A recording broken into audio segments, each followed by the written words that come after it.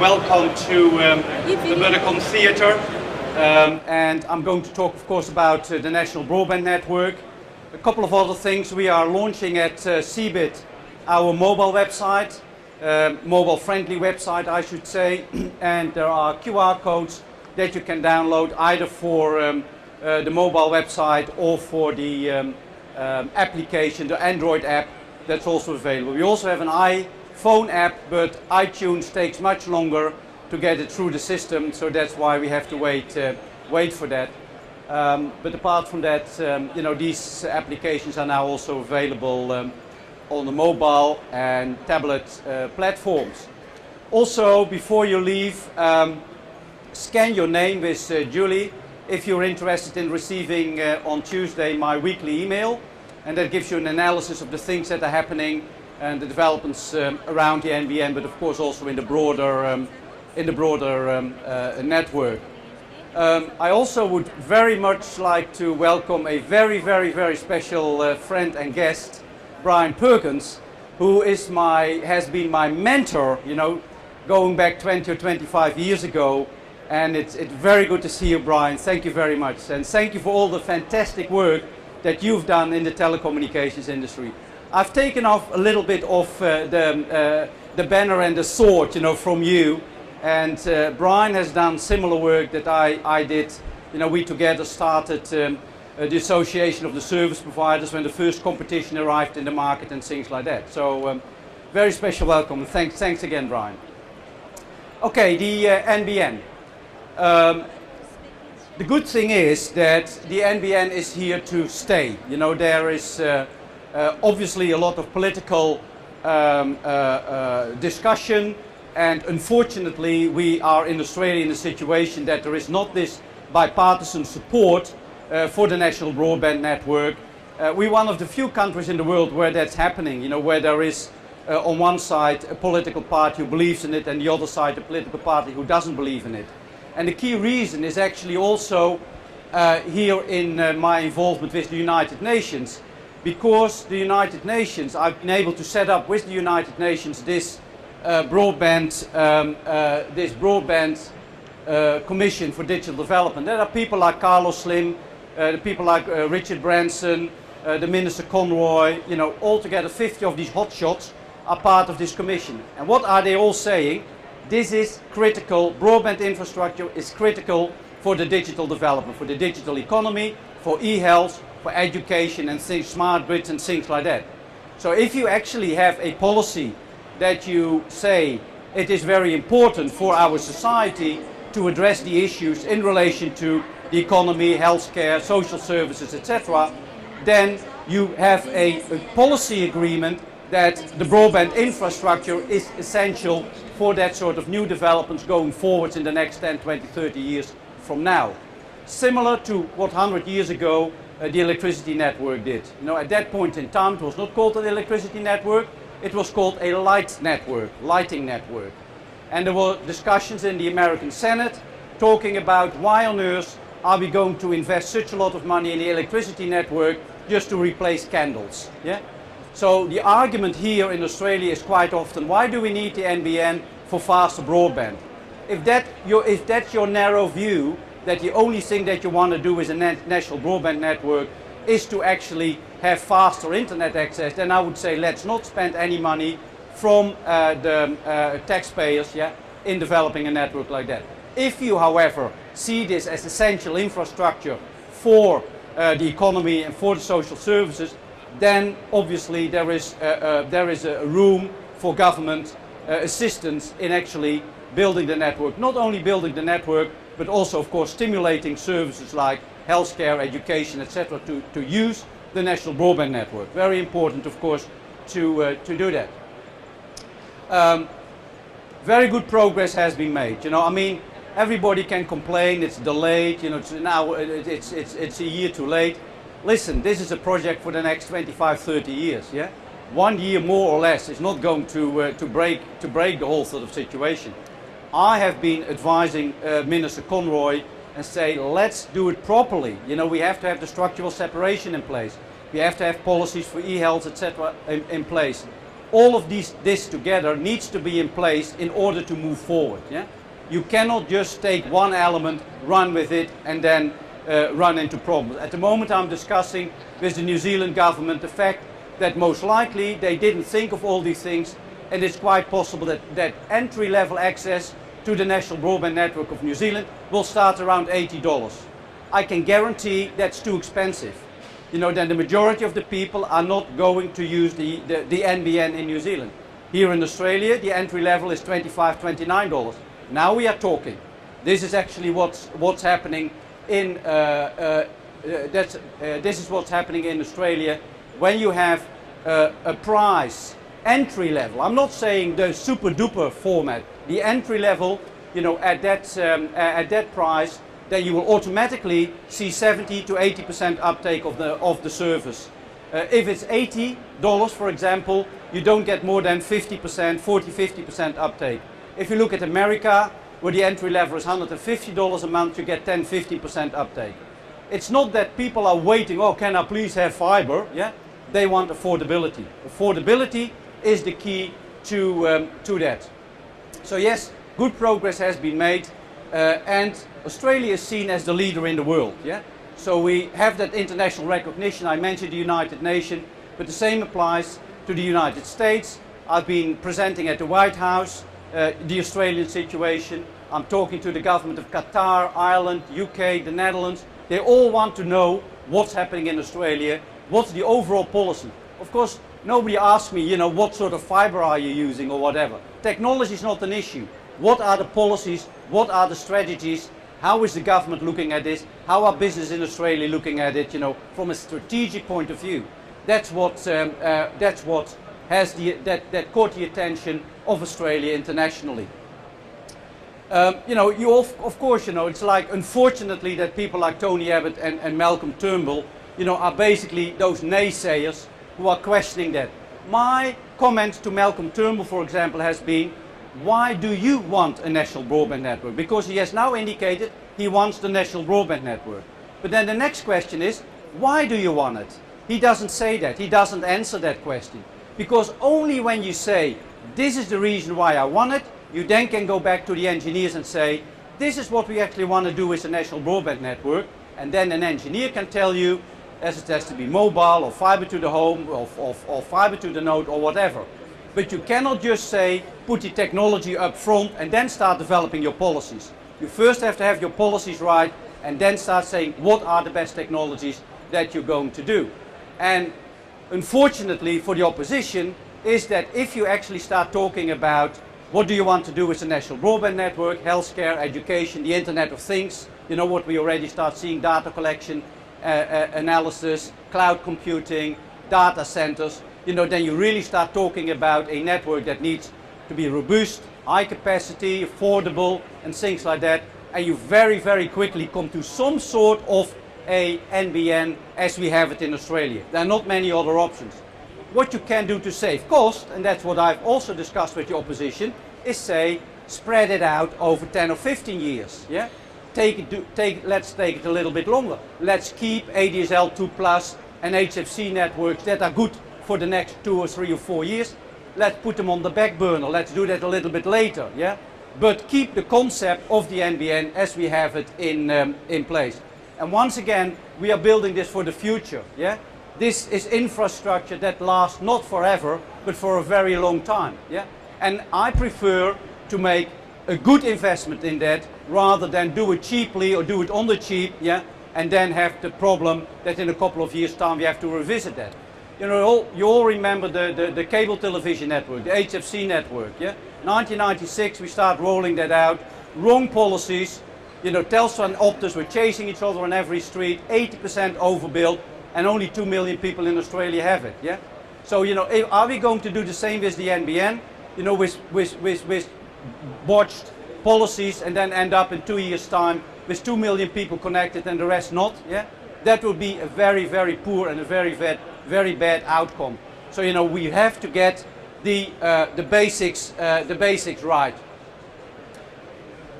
In order to do this, everywhere in the world, you know, government leadership is necessary. It's very interesting. In the Broadband Commission, Carlos Slim, one of the richest men in the world and owns a mobile network with 250 million people in South America.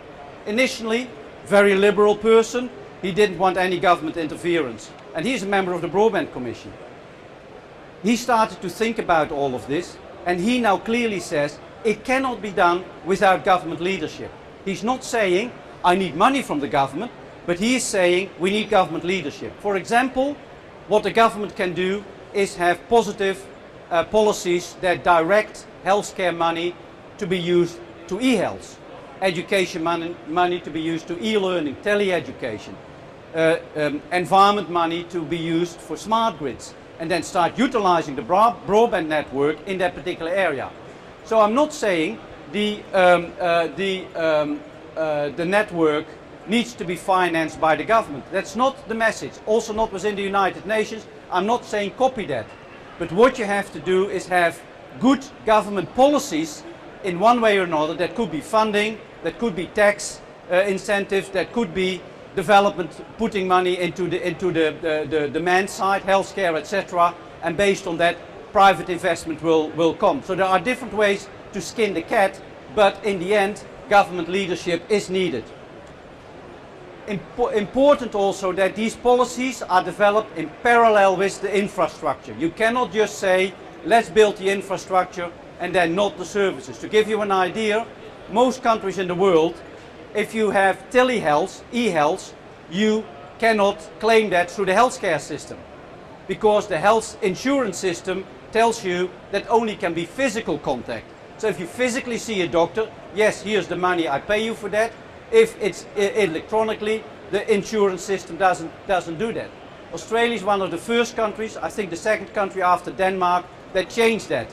And last year 150,000 teleconsults have taken place over the broadband network in that Medicare new arrangements. And in a couple of years' time, there will be 500,000-600,000 video consults done under the Medicare insurance system. That's what I call develop policies on the demand side in parallel with the supply side, the infrastructure. Trans-sector policies, what I mean by that is that they're all silos. In principle, everybody wants to build their own network. The healthcare system wants to build their own network because nobody understands how healthcare works. The utility says nobody understands my business. I have to build my own network. The banks do the same, and everybody does the same. That's silo thinking. Obviously, that's not the way forward. We need to see the NBN as shared infrastructure that can be used by all these organizations. And once you do that, you can also say that, for example, the ONT, the optical network terminator that's on your house, the meter box that connects you to the broadband network, the cost of that could be shared by the different sectors together, yeah? Rather than, it becomes just a telecommunications cost. It can be shared by the healthcare system, who actually wants to monitor old age people at their home or chronically ill people. So you could actually start doing things like that if you have this trans-sector concept, the sharing concept towards the NBN. So changes to legislation in order to make these projects happening is essential. And it's not a linear way forward. You have to think differently, with this new national broadband network, with the digital economy, with e-health. You can't just say, what we've did in the last 50 years, we now, extrapolate that in a linear way forward to the future. It's not going to work that way. So the NBN is a game changer, game changer. Yeah? It's not a matter of linear. Think about Harvey Norman, who now starts complaining about the retail problems that he's facing. The digital economy started 10 years ago. Google, Facebook, all these companies were already there.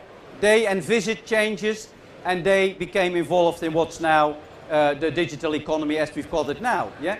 So, it's a game changer. It's not, I now have a website and I'm now an internet company.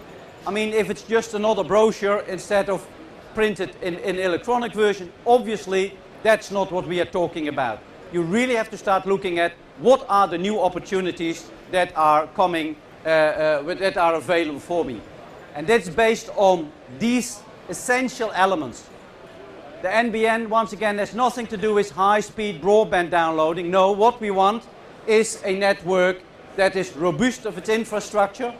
It is ubiquitous. Think about the e-health service. You cannot just say, we do this for the 25% of the population who can afford $150 a month, like in America, to go to the fiber-to-the-home network. You have to, it has to be a ubiquitous network. We're the only country in the world at this point in time that has, no, it's not true. We are one of the only countries in the world that have a national broadband network approach, rather than, you know, let's see who can afford it and then build it out after that. Affordable, I already mentioned that. And if you talk about healthcare, banking, e-commerce, security is a point. You know, if you are a heart patient and you've got your monitors on your body linked to the network in one way or another, you don't want to be that over a crappy internet site. You know, you have to have the trust in the system that this is a safe system. And then you come back to areas like robust, things like that, etc. Wireless is not an option. Wireless is an element that is linked to the fiber network. Yeah? If you now, for example, in London at the moment, they've got the Olympic Games. Yeah? They built 77,000 new mobile towers to link to the LTE network. And all these 77,000 towers needed to be connected to fiber optic network. So basically you are bringing fiber to nearly all the streets in London, very large number of streets. What I'm saying is that in order to run mobile networks, you need to have fiber as deep as possible into the street, into the suburbs, etc. Yes, the last 50 meters, 100 meters, kilometer, you know, you can use the mobile signal, but otherwise, you know, you have to have the fiber network. So fiber is important, not just for the fixed network, also for the mobile network. And in order to deliver that security, you need fiber in all of those situations as deep as possible in the network. So the NBN is here to stay. You know, as I mentioned, Malcolm Turnbull has indicated, yes, the NBN will stay. Tony Abbott is still saying kill it, kill it, kill it. But on the other side, Malcolm Turnbull on paper has indicated it will stay. The format might be different, but you know, that of course is an issue. And you know, just to go a little bit deeper, you've heard about fiber to the node. This is a favorite option of Malcolm Turnbull, of the opposition. But if you start doing that, then the fiber to the node means fiber to the street, and then the last 100 meters remains your old telephone network, the copper network. Yeah? Are you going to give that monopoly of the copper network back to Telstra? Because what are you going to do with that copper? You know, now we have a structurally separated situation. Yeah? But are we, you know, if you wind the whole thing back and you say, no, we don't go any further than fiber to the node, we don't bring it all the way to the home, who's going to own the copper? What will be the regulations there? Are we going to open the can of worms again and have another 5 years of discussion with Telstra and Optus and the regulator? Or are we moving forward? You know, my suggestion and advice to Malcolm Turnbull is, let's build on what we have. Yeah? Let's use that as the start and build on what we have. Make, you know, delay it a little bit, you know, make changes, but you know, keep the concept as eventually fiber to the home in place. So we are seen as an international leader, and we should be proud of that. You know, why should we have this tall puppet syndrome that, you know, we can't do it in Australia? I mean, also the discussion is, look at Europe, it's not happening that fast. Look at America, it's not happening that fast. I would say, let's not look at the losers in the world. You know, Europe is a loser at the moment. We all know that. If we look at the financial crisis, it's shocking. Yeah? Let's look at the winners. Who are the winners? That are Saudi Arabia, that's Qatar, that's Brazil, that's Russia, that's China, India. Yeah? India is going to link 200,000 villages to fiber to the home. China will have more fiber to the home users next year. That's the whole world combined. We are no longer the leaders. Yeah? You know, if we are now delaying what we have set in motion, then we are running further and further and further behind. Yeah? We should look at the winners and not at the losers. And the winners are countries like us, who are resource-rich countries and who are all diversifying their economies and are all investing fiber to in assistance of developing their economy. So we have to build more policies that are linked to what if we have this national broadband network in place, what can we do with it? Not just policies within the government, but also businesses. As I mentioned, look at Harvey Norman, he missed the boat. We should make sure that companies in Australia are not missing the boat, but that they actually are going to be innovating themselves and are going to be part of this new development. There's now some time for questions.